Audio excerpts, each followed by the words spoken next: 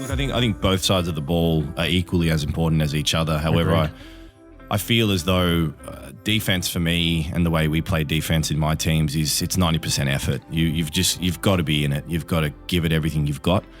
Yes, there's some technical elements to defense and what makes a good defensive player, etc.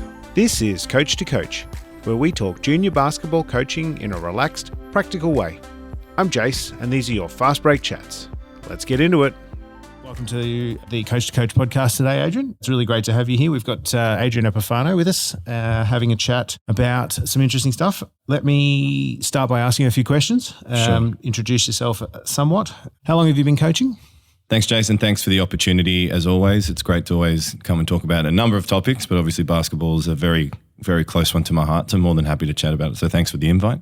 I've been coaching for probably in total nearly 20 years. I started after I stopped playing. So around 18, 19, I stopped playing basketball at a reasonably competitive level. I played until I still play now in my sort of early to mid 40s.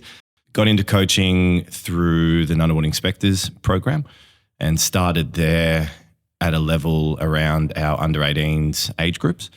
So I'd been there for about 10 years before we had our first child. After that, I decided to put coaching on pause.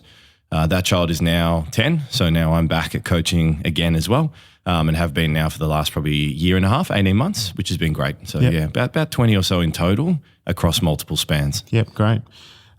So what are you coaching at the moment? Like who are you coaching with and what are you coaching? Which age groups? Yeah, good question. So I do a bit of a mix and a blend between both domestic-based basketball here in Victoria and also representative level basketball. So I've got an under-9s team of boys, and then I also coach an under-16s representative team for Nunawading Inspectors, also boys. Yeah.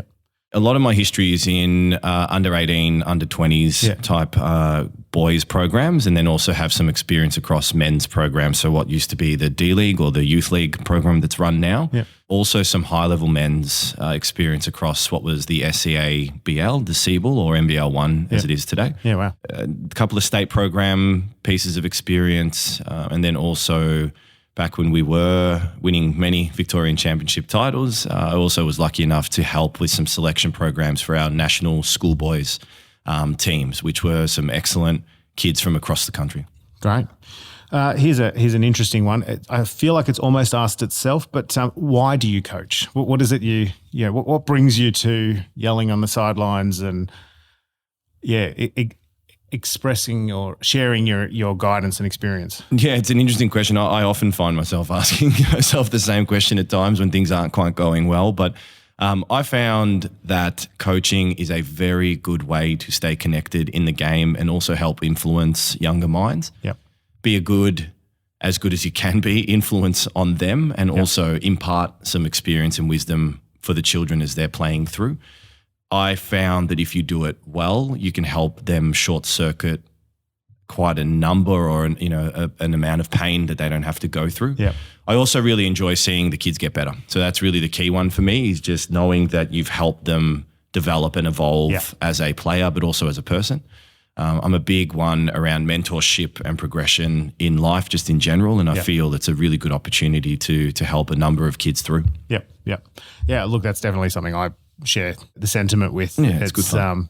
From my very first season of coaching under 9s, the thing that inspired me the most was the progress through the season. Great. The fact that the start of the season, we're doing one thing, and then by the end of it, it was a changed game. Yeah, I agree. And I think the other part for me with that one is also your own personal growth. You are working through 10, 12, 15 kids and parents, in terms of that space. So by the end of that year or the end of that 6 months, you just naturally become a better person yourself. Absolutely. So I think that for me is also good. It's good to keep your own life progressing in that space as well. Yeah, you find yourself learning from people you never thought you'd learn from inadvertently. Absolutely. It's amazing. Absolutely. All right. So was there someone who had an influence on how you coach?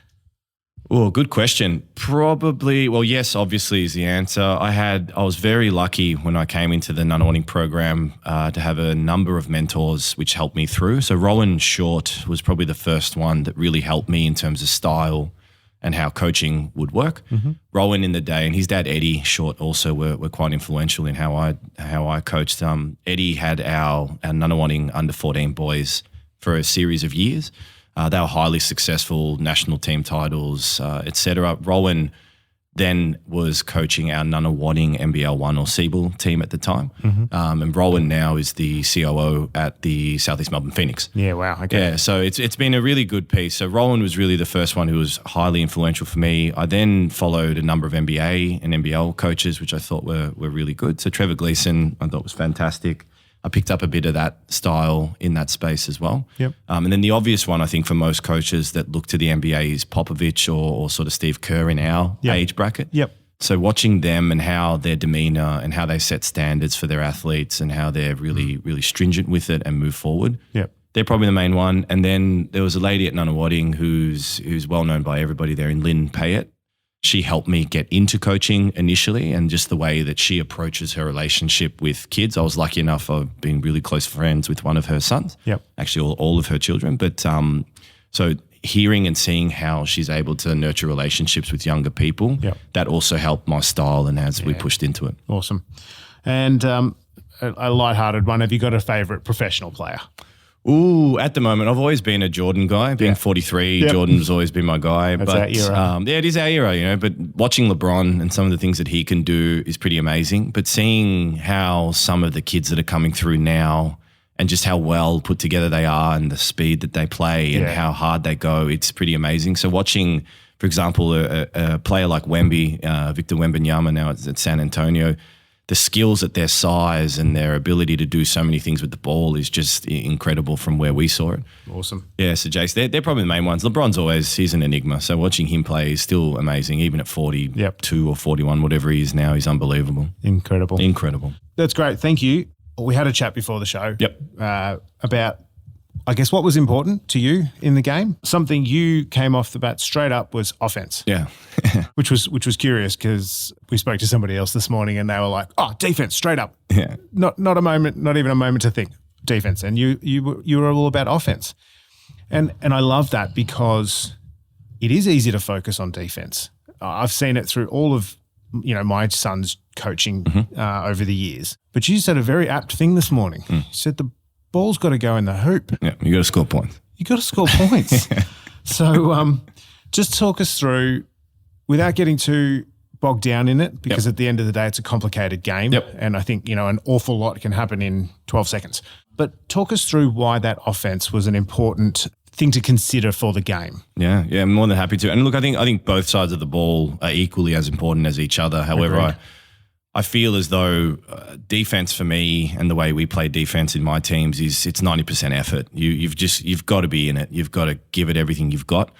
Yes, there's some technical elements to defense and what makes a good defensive player, etc. But if you can't play with heart, you can't play with effort, you can't play defense, full stop. Yeah, that's true. Yeah. Offense for me, I think is, especially now in this day and age, is much more technically sound than what it's ever been. I suspected you might say that. And your technical was coming in just a minute. There it is. In that, and it's there, right? And I think also, kids, they want to score. So like as much as there are some children or some players as they come through, their offensive limitations start to shine. So they may end up becoming a role player who's a defensive player. I think it's important that the children, as they start the game, realize that there are more aspects than just one. So you don't want a child that just plays offense, for example. You want them to play both sides so they understand it. It's important, though, that players will eventually shape into a role. So that means you may have a player at a younger age group who is a really good scorer. You don't want to cap them as a child and just say to them, you must play defense only, or if you don't do this. Absolutely. Because what I believe we don't do a really good job sometimes at junior levels is identifying those talents who later on they might be a really strong scoring threat in professional leagues. And that's what we want to try to produce. Yeah, absolutely. At the end of the day, I mean, you need a certain number. Like if a coach is doing team selection, he's not only looking for defenders. Correct. He's always looking for a mixture. Yeah, they're always looking for a balance. Balance is important. Right. And depending on how, you asked the question around style before as well, and how much the game is evolving as well. And it's a lot of, you got to play quick, you got to play with pace, you got to stay confident, you got to shoot the ball. So you'll see in the NBA and the NBL, even in our NBL 1 and our men's levels or sort of upper elite athlete levels across both sort of Big men's V. and women's, even at your championship, Big V and lower, you got to shoot the ball 1 through 5 spots now, all the way from your point guard through to your center. They can shoot the ball, they can stretch the ball. So I think that ability for an offense to be able to always be a threat is important. And that's what I really impart on my kids. Sometimes, that lets us down a little bit in games, but often we find the sheer volume of the shots that we can get up will take us to a win most games. Yeah, okay. Obviously you need to then, the actual athlete themselves need to do the work in terms of how they shoot the ball. So are they shooting it at a high enough clip? Is their percentages looking good? So they need to take that work with them and off the training court. That's something you've got to put the work in to yourself. I don't think a coach should be expected to deliver that sort of outcome. Yeah, I agree with that. Rowan, funny, I do revert back to Shorty quite a bit, but he told me something once which has stuck with me for a while is, a Formula One team does not buy a driver to train them how to drive. No. They buy the skills that's required to get them wins. And that's always really sat with me. And it's the same with higher level basketball teams. You'll have an element of development in the players, but you're purchasing skill set and baselines of what is required for you to play and win a certain way. So that's really important. And I think, Jace, as the game's evolving, that element of scoring is getting higher. The way that the rules are hinged as well is pivoted more towards scoring. So I think we'd be doing our children, especially here in Australia, a disservice if we don't teach them how to score at a high and elite level. I think Europe does this probably better than most countries, where they teach their kids how to evolve quite quickly on this end of the floor. May not be as athletic as some of the American-based kids that are coming through, and that does factor into some of the play, but just the smarts and understanding where space is, timing, and where you need to be on the floor, and actually just being a threat at every point and call is just really important.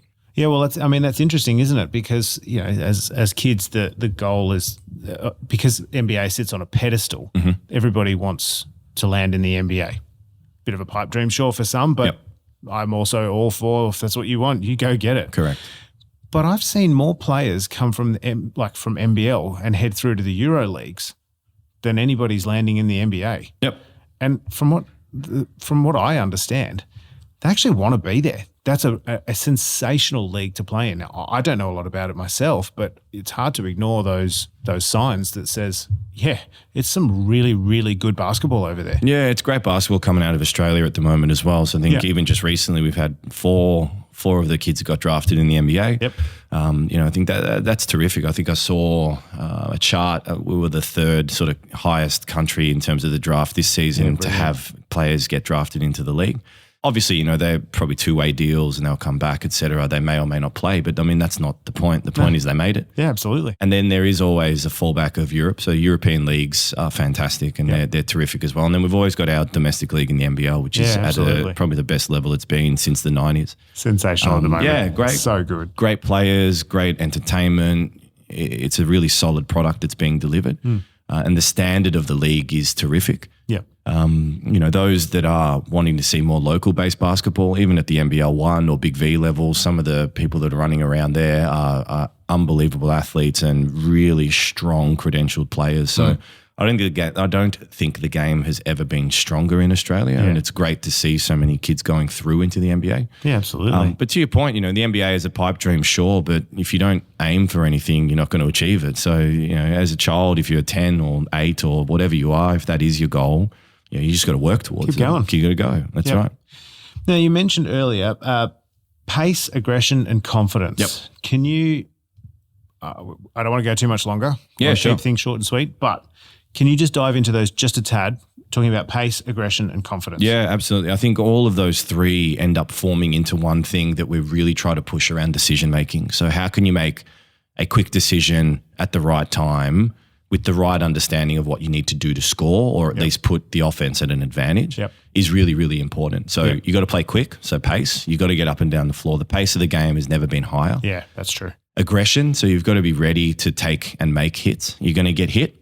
And you want it. You want it. You got to want to have the aggression and the physicality, in how we play. Yeah. Especially on the offensive end of the ball. I think defense does get revered as the place where you want to be physical, but you want to be physical in offense as well. So if we can And I even tell my under 9s this, but more so my under 16s, it hurts much less to hit somebody than it is to get hit, right? Yeah. So you might as well be the one making that first attack and aggression and play with that. And then the last point there on confidence is we need our players to be confident that they're not turning shots down. I've got a bit of a mantra with my teams that a shot turned down is effectively a turnover. So you turn a shot down, it's as if we've just turned the ball over. So if you're open, you got an advantage. It's been built for you to take that shot. You need to take it. Take the shot. You got to take it. I actually reckon I've heard you on the sidelines call, take the shot. Yeah, you've got to take it. If you don't, you might as well just sort of pass the ball or just come and sit down with your coaches, because it is an important part of the game. We need to continually keep pressure on the scoreboard, pressure on the ring, and then we can play defense at a high level as well. Yep.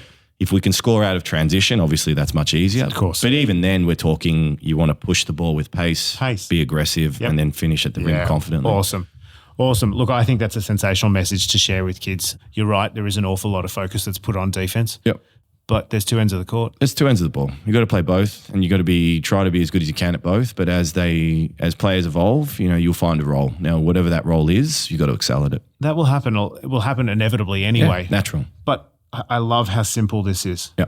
Play with pace, play with aggression, play with confidence. Yeah, it's simple. And I think that's why, we're talking earlier about whether or not these messages will apply for younger children. It does. Obviously, the message on how you deliver it to a 7-year-old is different to how you deliver it to a 17 or 18-year-old child, but similar message. Same concept applies. Correct. 100%. I can see myself finding a way to deliver that message to my under 9 girls. Yep, 100%. 100%, Jace. And then the real key one, as you learn to play with pace, with aggression, and with confidence, can you do it so that you're making the right decisions? And then whatever that decision is, just make it. But the decision making comes with time. Correct. Time and experience. Just trust in yourself. Yeah, I agree, Jason. Trust in yourself, make the decision, pass, shoot, drive, whatever it is, just do it and do it confidently. Yeah, absolutely. Mate, this has been a really, really fantastic chat. Very insightful, and I feel very grateful to be able to call upon your wisdom. Thank you for coming along today. I appreciate it. Thanks for having me, Jace. I appreciate it. That's it for today's Fast Break chat on Coach to Coach. Thanks for listening. I'm Jace, and I'll catch you next time.